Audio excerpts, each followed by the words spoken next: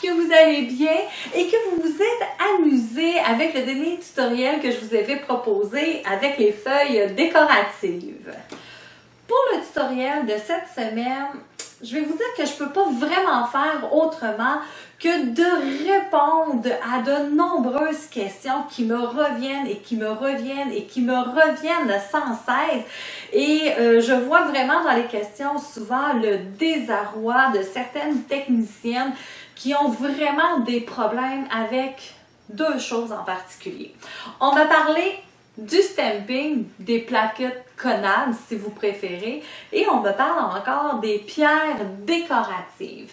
Donc aujourd'hui, ce que j'ai décidé de vous présenter, bien sûr, c'est un nail art qui comporte les deux éléments. Donc je vous présente immédiatement le tutoriel pour tenter de régler les deux petits problèmes du stamping et des pierres décoratives. Bon visionnement! Pour le nail art de ce tutoriel, j'ai collé avec la colle pointe une pointe blanche que j'ai ensuite coupée et ajustée à l'ongle naturel avant de passer à l'étape suivante de la fantaisie.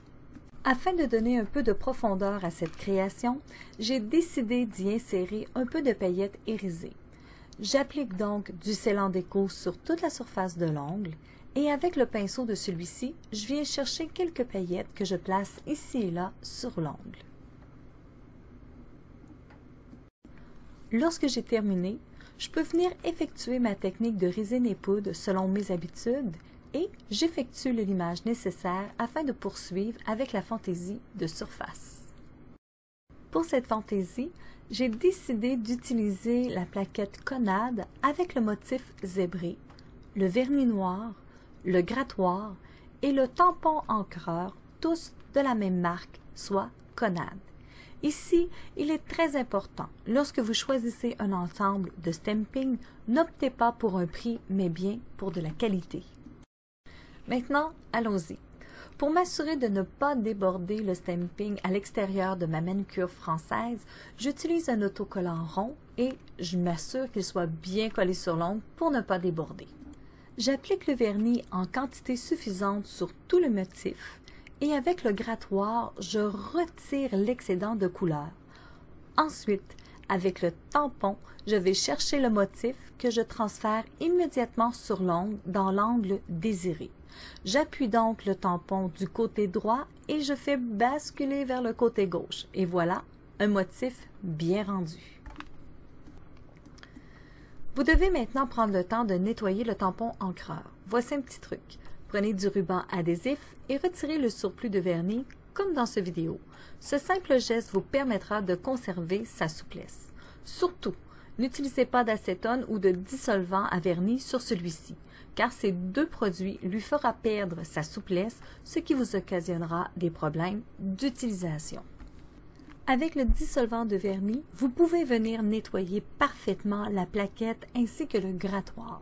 Prenez note que vous devez nettoyer vos instruments de travail entre chaque utilisation, sinon vous aurez des problèmes à faire de belles étampes et le stress vous fera perdre votre sang-froid, un ingrédient nécessaire pour réussir le stamping.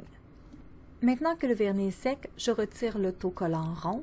Et avec le scellant déco et les pierres décoratives, je vais poursuivre ma fantaisie. Oups, je viens de décider d'utiliser aussi un autocollant.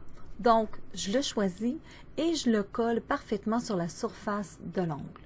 Ensuite, je viens recouvrir celui-ci et toute la surface de l'ongle d'une couche de scellant déco. Je vais profiter de cette étape pour venir placer quelques pierres décoratives de diverses grosseurs et de diverses couleurs sur cette fantaisie. Prenez note que si durant le positionnement des pierres décoratives, le scellant déco commence à sécher, vous pouvez sans aucun problème ajouter un peu de scellant déco aux endroits nécessaires et poursuivre le positionnement de vos pierres décoratives jusqu'à l'obtention de votre satisfaction.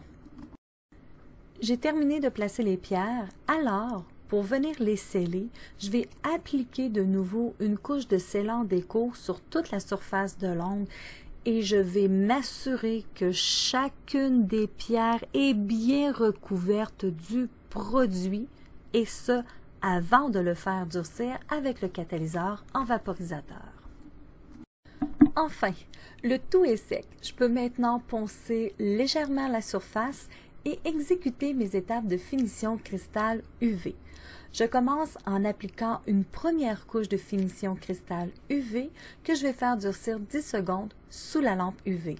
J'applique une seconde couche que je vais faire durcir également 10 secondes sous la lampe UV. Et voilà, une fantaisie où les pierres décoratives et les autocollants résisteront sans problème à la durée de vie de cette pose. Comme je vous l'ai déjà mentionné plus tôt dans ce tutoriel, il est très important de choisir un ensemble de stamping de qualité et non d'acheter un bas prix. Car parfois dans les ensembles à prix modique, les plaquettes ne sont pas burinées correctement. Leurs burinages peuvent être trop profonds ou pas suffisamment profonds. Dans les deux cas, cela vous causera des problèmes à exécuter le stamping correctement. De plus, assurez-vous d'avoir un vernis conçu pour le stamping comme le Konad, le Moyou pour ne nommer que ceux-ci. Même si certains vernis ordinaires semblent fonctionner, vous vous rendrez compte rapidement que cette maigre économie vous coûtera du temps, de l'énergie et votre zénitude. Alors, si vous voulez vous assurer un rendement à 100% et rester zen en utilisant le stamping, investissez dans de bons produits conçus à cet effet dès le départ. J'espère que le nail art que je vous ai présenté aujourd'hui vous inspirera et que en plus, ça réglera quelques petits problèmes avec le stamping et vos pierres décoratives. Si vous avez des questions ou si vous aimeriez que je traite d'un sujet en particulier, n'hésitez pas à m'écrire en message privé sur ma page Facebook qui est le Rouge Vernis. Il me fera plaisir de lui porter une attention particulière et qui sait, il se retrouvera peut-être dans l'un de mes tutoriels. Comme à l'habitude, je vous invite à aimer ma page Facebook et à vous abonner sur ma chaîne YouTube de Carole Nail Art. Je le sais, le site web n'est pas encore prêt, mais ne vous en faites pas, je travaille très fort à vous offrir un site web vraiment impeccable avec des informations très importantes sur celui-ci. Mais pour le moment, celles qui désirent faire l'achat de produits rouge vernis, vous pouvez le faire via mon Facebook en m'envoyant un message privé et il me fera plaisir de vous dire la marche à suivre, comment commander, comment payer, comment votre colis sera livré et vous allez vous rendre compte que c'est très simple et rien de compliqué. Quelques clics et tout est fait. Sur ce, je vous souhaite une excellente journée et je vous donne un prochain rendez-vous au 9 octobre prochain. Au revoir tout le monde!